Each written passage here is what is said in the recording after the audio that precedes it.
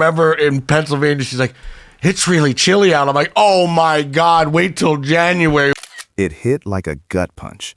After years of chaos, headlines, and courtroom tension, Bam Margera agreed to pay just $2,500 a month in child support. Not weekly, not temporary, monthly, for his 8-year-old son, Phoenix. The payments are set to begin January 1st, and on paper, it looks clean and final. But the number alone instantly raised eyebrows, especially for someone who was once one of the most recognizable faces in reality TV. Fans expected something way higher, and honestly, so did the court-watching public. According to the documents, Nikki Boyd will handle Phoenix's healthcare coverage herself, while Bam's responsibility stops at that monthly payment. And that detail matters, because it quietly signals how this agreement landed far below what anyone initially anticipated. This wasn't some quick handshake deal either. It came after months of tension, legal back and forth, and wildly different versions of Bam's financial reality. And once you learn what Nikki originally asked for, this $2,500 figure starts to feel less like a win and more like the calm before another storm. Before the number dropped to $2,500, the original ask was much higher. Nikki Boyd reportedly went into court requesting $15,000 a month in child support, and that wasn't pulled out of thin air. Her legal team pointed to Bam's long-standing fame, past earnings, and a belief that his net worth was still sitting somewhere around $55 million. On paper, that kind of money would make $15K a month look reasonable. To the public, it sounded like what you'd expect from a former global TV star. But that claim immediately cracked open a much bigger question. Where did all that money go? Bam Margera hadn't been working consistently for years. His appearances were sporadic, projects kept falling apart, and income that once flowed nonstop had slowed to a trickle. Reports claimed his finances no longer matched the image people had frozen in time from the peak of Jackass. And suddenly, that $55 million figure started to feel more like a memory than a reality. Behind the scenes, the gap between those two numbers, $15,000 and $2,500, became the real battlefield. Courts don't care about what you used to make. They care about what's coming in right now. And that distinction may have completely undercut Nikki's original request. But money wasn't the only thing being questioned in this case, because as the financial debate dragged on, Bam made a move that shifted the entire narrative in a very unexpected direction. Right when the money argument started closing in, Bam Margera dropped a claim that stunned almost everyone watching the case. He insisted that his 2013 wedding to Nikki Boyd wasn't even legally valid.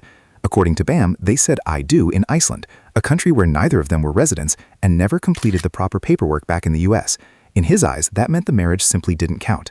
The timing of that claim raised immediate suspicion. This wasn't something Bam questioned during the good years or even early in their relationship. It surfaced after the split turned hostile and legal stakes got serious. To many, it felt less like a forgotten detail and more like a strategic move, one that could potentially reshape everything from financial obligations to custody discussions. Whether intentional or not, it shifted the focus away from income and straight into legal gray territory. Still, saying a marriage didn't count doesn't erase years of shared life or the fact that a child is involved. Courts tend to look past technical loopholes when real-world responsibility is on the line. And while Bam's argument added confusion to an already messy situation, it didn't make the pressure disappear. In fact, it opened the door to something even more damaging, because once the relationship itself was questioned, the spotlight turned to why Nikki was pushing so hard for protection in the first place. As the legal fight dragged on, the conversation shifted away from money and paperwork and towards something far more serious. Nikki Boyd and her legal team reportedly raised concerns about Bam Margera's behavior, specifically pointing to ongoing struggles with alcohol use. They argued that these issues weren't just personal, they directly affected Phoenix's safety and well-being. Because of that, Nikki's side pushed for Bam's contact with his son to be monitored, not cut off, not erased, but supervised. The message was clear. This wasn't about punishment, it was about protection. Court filings suggested that unsupervised time could pose risks if Bam wasn't stable, and that condition alone added serious weight to Nikki's custody stance. For Bam, it was a humiliating shift, going from a famous father to someone whose parenting time needed oversight. Public reactions split fast. Some fans felt the court was being too harsh, pointing out Bam's attempts at recovery. Others believed the request made sense, given his very public spirals in recent years. And while Bam pushed back against the narrative, insisting he was being painted unfairly, the damage was already done. Once supervision enters the conversation, it changes how every decision is viewed. And just when it seemed like Bam was losing control of the story, he made a bold claim that flipped the narrative once again. Just as the narrative around supervision and instability started to harden, Bam Margera came forward with a declaration that changed the tone of the entire situation. He said he was sober. Not trying, not working on it, sober. And according to Bam, the credit didn't belong to court pressure or rehab programs, it belonged to the new woman in his life, Danny Marie. Bam claimed Danny laid down a strict rule from the start. If he drank, the relationship was over. No excuses, no second chances. He even compared drinking alcohol to cheating, framing sobriety as a non-negotiable line he couldn't cross if he wanted to keep his marriage intact.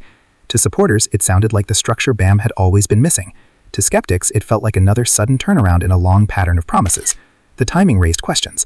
This declaration came as custody decisions were under scrutiny and court concerns were mounting. Some fans believed Bam had finally found accountability. Others wondered if the change was driven more by legal pressure than personal growth. Either way, the court wasn't built on belief, it was built on proof. And while Bam's words signaled a fresh start, the real test was whether stability could be sustained long enough to matter. Because in the end, promises don't set payment amounts or custody terms, reality does. When the dust finally settled, the question everyone kept asking was simple. How did it drop this far? From a $15,000 demand down to $2,500 a month, the gap was impossible to ignore. And while the exact details of the negotiations weren't made public, reports suggest the court focused less on Bam's past fame and more on his current reality. Despite being a household name years ago, Bam Margera hasn't had steady income in a long time. Major projects stalled, endorsements dried up, public meltdowns made him a liability rather than a safe investment. Courts don't calculate child support based on who you used to be. They look at verified earnings, recent work, and realistic ability to pay. And by those standards, Bam's numbers likely didn't come close to what Nikki's team originally claimed. There's also been quiet speculation that legal leverage played a role. Ongoing treatment, unstable work history, and past behavior may have weakened Bam's financial standing in court, while also limiting how aggressively Nikki could push without dragging the case out even longer. At some point, both sides may have chosen certainty over chaos. The $2,500 figure wasn't a victory, it was a compromise shaped by diminished income and mounting pressure. But that number doesn't just close a case, it signals how far things have fallen and how little the court expects from Bam moving forward. And for fans watching from the outside, it raises one final, uncomfortable question. Is this the bottom, or just another chapter in a story that refuses to settle? The moment the $2,500 number went public, reactions exploded. Fans, critics, and longtime followers of Bam Margera split almost instantly into two camps. One side saw the decision as painfully symbolic, proof of how a once unstoppable career had fallen. Others argued the court was being lenient, pointing to years of public instability and saying the outcome could have been far worse. Online discussions quickly turned emotional. Some fans expressed sympathy, saying Bam looked like someone still trying to rebuild from a long collapse. Others weren't as forgiving, arguing that fame shouldn't excuse responsibility, especially when a child is involved. The debate wasn't really about money anymore. It was about trust, accountability, and whether redemption stories still hold weight when they've been promised so many times before. And that's what makes this case bigger than a monthly payment. The $2,500 isn't just child support, it's a reflection of how the system now sees Bam.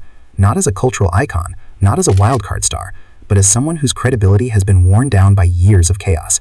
Whether this marks a turning point or just another temporary pause depends on what happens next, because in Hollywood, comebacks are possible, but only when actions finally start matching the words.